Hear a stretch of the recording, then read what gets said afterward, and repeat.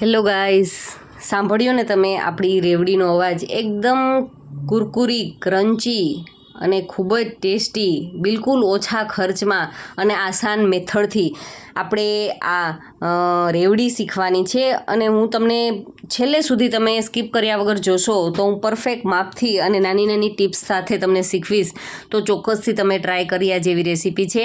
તો અત્યારે જુઓ, મેં નાની વાટકી જેટલા તલ લીધા છે અને તલને આપણે 3 મિનિટ માટે શેકી લેવાના છે. તલને શેકવા ખૂબ જરૂરી છે, કારણ કે કાચા તલનો એક તો ટેસ્ટ પણ સારો નહીં આવે, પ્લસ આપણે એમને કુરકુરી કરવી છે, તો એમના માટે થઈ અને આપણે તલને આ રીતે ફૂટે ત્યાં સુધી શેકી લઈએ. અને જે માપથી આપણે તલ લીધા હતા એ જ માપથી આપણે ગોળ લીધો છે. તો એક નાની વાટકી જેટલો મેં ગોળ લીધો છે અને એ જ માપથી અડધી વાટકી જેટલી મેં ખાંડ લીધી છે. અને જે વાટકીથી આપણે ખાંડ લીધી છે એટલું ખાંડ જેટલું જ, મીન્સ કે અડધી વાટકી આપણે પાણી લેવાનું છે. અને હવે આ મિશ્રણને સારી રીતે આપણે ઉગળવા દેવાનું છે. અને ખાસ અત્યારે ગેસની ફ્લેમ તમે હાઈ અથવા તો મીડિયમ રાખી શકો છો. અને એમની ઉપર આપણે એકદમ હળવા હાથથી આ રીતે મિક્સ કરી લેવાનું છે. અને જ્યાં સુધી આપણો ગોળ ન પીગળે ત્યાં સુધી આપણે ગેસની ફ્લેમ મીડિયમ રાખી શકીએ છીએ અથવા તો હાઈ રાખી શકીએ છીએ. અને બસ આપણે પહેલાં તો ખાંડની સાથે ગોળના મિશ્રણને સારી રીતે મિક્સ થવા દેવું જરૂરી છે.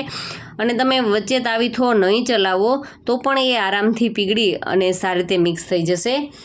જો મિત્રો તમને મારા વિડીયો ગમતા હોય તો પ્લીઝ વિડીયોને લાઇક જરૂરથી કરો, અને ચેનલને હજુ સુધી સબસ્ક્રાઈબ ન કરી હોય તો પ્લીઝ ચેનલને પણ જરૂરથી સબસ્ક્રાઈબ કરી લેજો. અને જુઓ, અત્યારે 5-1 મિનિટના સમય બાદ ઉપરથી ફીણા થાય એ રીતનું આપણું મિશ્રણ છે એ તૈયાર થઈ ગયું છે. તો આ બેઝ ઉપર હું એમની અંદર દેશી ઘી એડ કરું છું, 2 ચમચી જેટલું.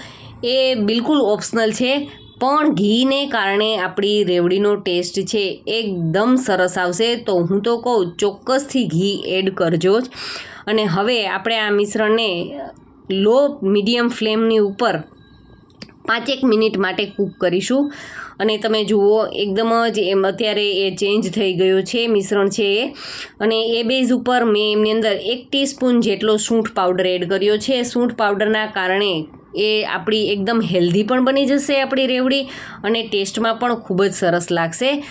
તો હવે આપણે એમને 1 થી 2 મિનિટ માટે કૂક કરીશું. તમે જુઓ, એકદમ ઘટ મિશ્રણ તૈયાર થઈ ગયું છે. તો આપણે આ ટ્રીકથી આપણે ચેક કરીશું કે આપણો ગોળ છે એ તૈયાર થયો છે કે નહીં.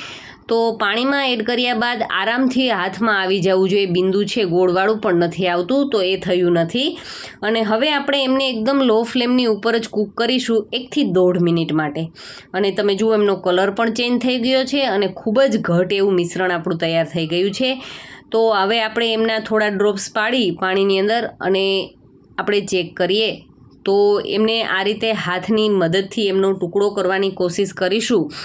તો જો એમનો ટુકડો થઈ જાય તો એ પરફેક્ટ છે. તો અત્યારે એમનો ટુકડો થઈ ગયો છે. તો આપણે ગેસની ફ્લેમ બંધ કરી દઈએ અને એક નોનસ્ટિક પેન લઈ અને એમને સારી રીતે ઘીથી ગ્રીસ કરી લીધી છે. જો તમારી પાસે નોનસ્ટિક પેન ના હોય તો તમે થાળીની અંદર પણ, કોઈ પણ પ્લેટની અંદર ઘીથી ગ્રીસ કરી અને બધું જ મિશ્રણ છે એ આપણે એમની અંદર લઈ લેશું. અને આપણા મિશ્રણને આપણે સારી રીતે 1 થી 1.5 મિનિટ માટે આપણે ઠંડુ કરીશું. સાવ ઠંડુ નથી કરવાનું. 1 થી 1.5 મિનિટની અંદર આપણે એમની અંદર એક પ્રોસેસ કરીશું. તો અત્યારે તમે જોઈ શકો છો કે 1 થી 1.5 મિનિટ જેટલો સમય થઈ ગયો છે. અને તમે હાથ આ રીતે અડાડી શકો એ રીતનું મિશ્રણ થાય એટલે પરફેક્ટ આપણે એમને હાથ ઉપર લઈ લઈએ. અને બંને હાથને પણ ઘીથી ગ્રીસ કરી અને હું કઈ રીતે એમની પ્રોસેસ કરું છું એ તમે જોજો. બસ બંને હાથથી ખેંચીશ, આ રીતે વળ ચડાવીશ, બંને હાથથી ખેંચીશ, આ રીતે વળ ચડાવીશ. આ મેથડ આપણે કન્ટિન્યુ, આ પ્રોસેસને આપણે કન્ટિન્યુ ફોલો કરવાની છે લગભગ 1.5 થી 2 મિનિટ માટે. અને તમે જોશો તો 1.5 થી 2 મિનિટની અંદર એમનો કલર પણ ચેન્જ એકદમ થવા લાગશે. અત્યારે તમે જુઓ આ બેઝ ઉપર કે જે ગોલ્ડન કલર ગોળનો દેખાતો હતો એ વ્હાઇટ ઉપર થવા લાગ્યો છે.